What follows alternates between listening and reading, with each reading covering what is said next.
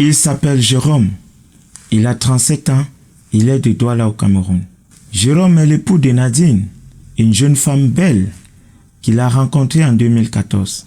Après avoir passé 5 années de relation avec Nadine, Jérôme l'a épousée.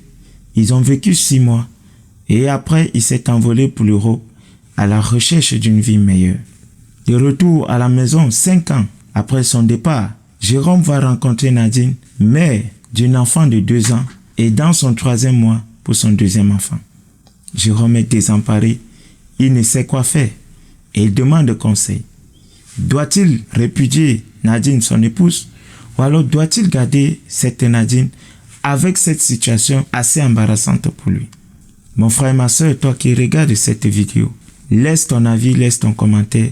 Jérôme a besoin de tous nos avis, il a besoin de tous nos conseils. Bienvenue pour ce nouvel épisode intitulé Le Congossa de la semaine. Le thème d'aujourd'hui est un thème très pertinent. Cette situation ne concerne pas seulement Jérôme.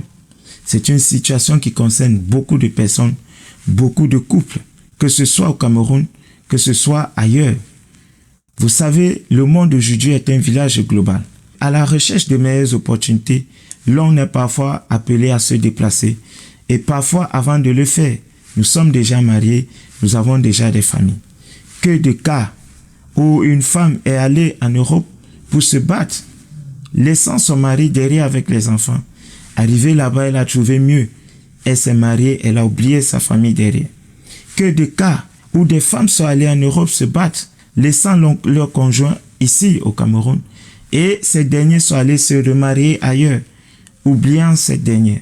Que de cas où les hommes ont voyagé laissant leurs épouses, qui sont restés se remarier, faire des enfants même avec les membres de leur famille. Que de cas où des gens ont voyagé laissant leurs partenaires et sont rentrés porter des maladies même parfois inguérissables à cause des infidélités.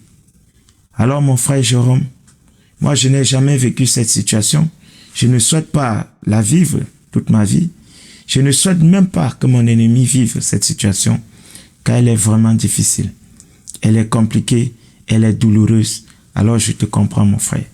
D'entrée de jeu, je voudrais te dire, sois fort, sois courageux. Il y a un artiste de chez nous qui a chanté, il a dit, les problèmes ne laisseront jamais les hommes pour s'attaquer aux arbres. Les problèmes, c'est pour les hommes. Et il faut les affronter avec courage. C'est pourquoi je te souhaite bon courage. Et je voudrais te dire, je ne vais pas le cacher, Nadine s'est très mal comportée.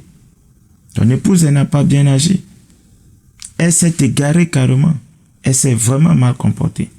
Et puis, quand je vois cette situation, je peux seulement m'imaginer ton ressenti après toutes ces années, dans le froid, dans la chaleur, à te battre pour ta famille, pour ton épouse et pour toi, et pour vos futurs enfants.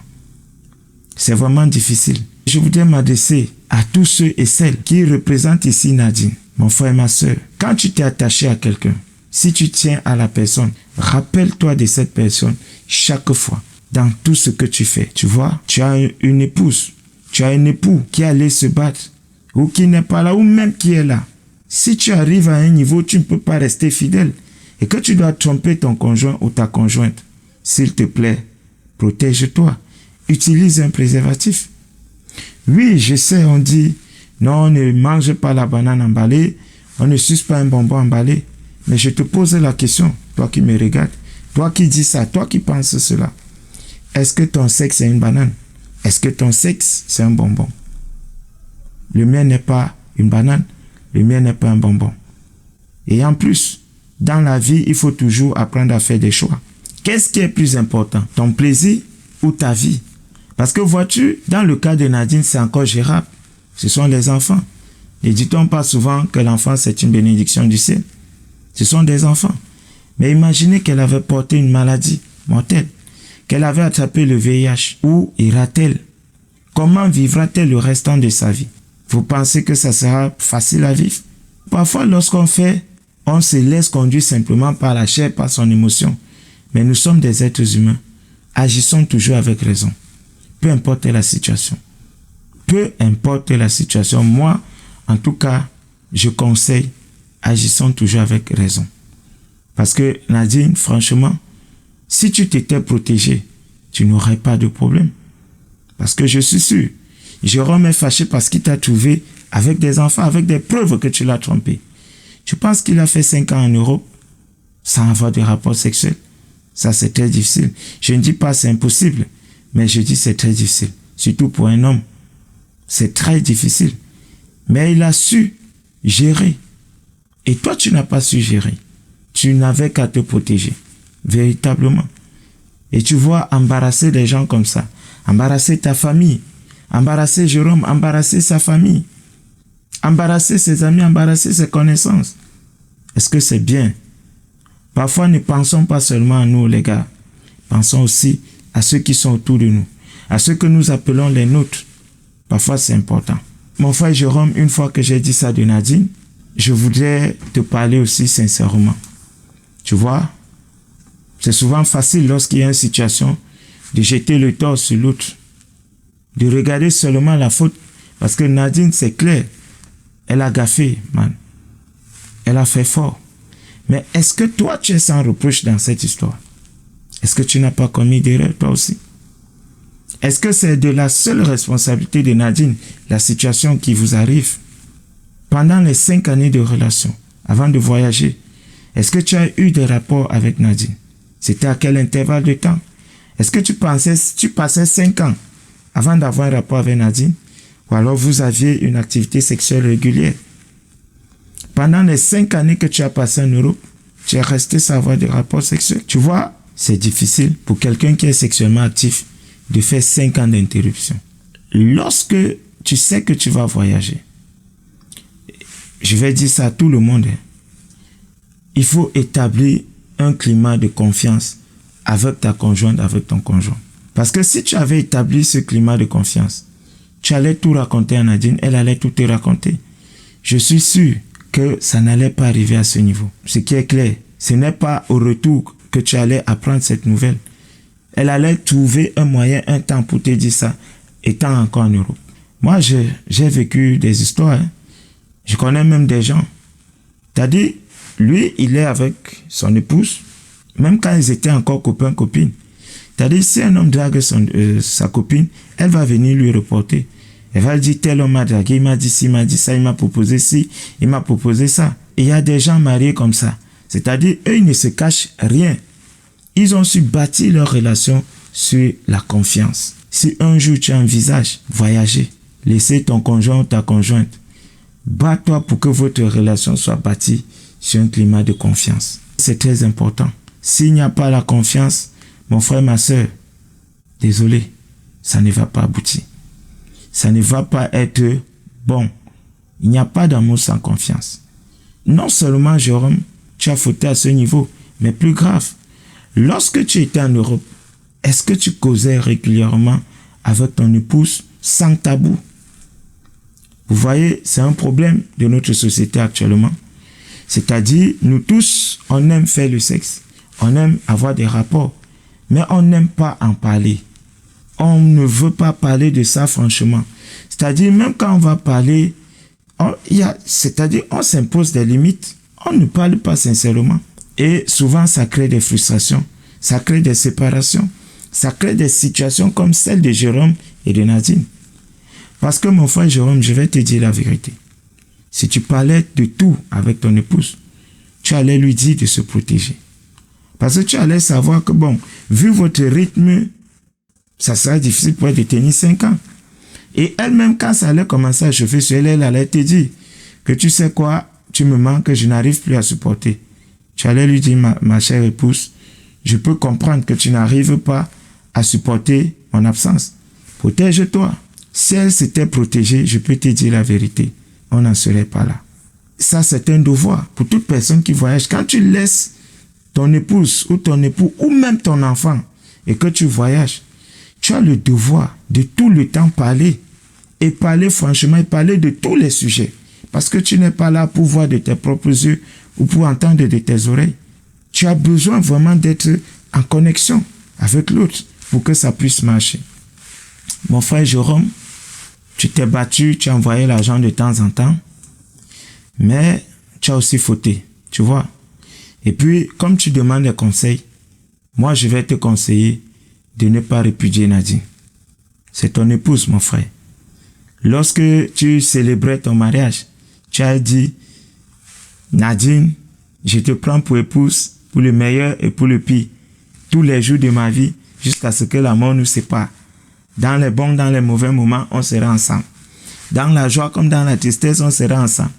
Dans la peine, comme dans la tranquillité, on sera ensemble. Bon, le pire est arrivé, mon frère. C'est le moment de mettre en pratique tes déclarations.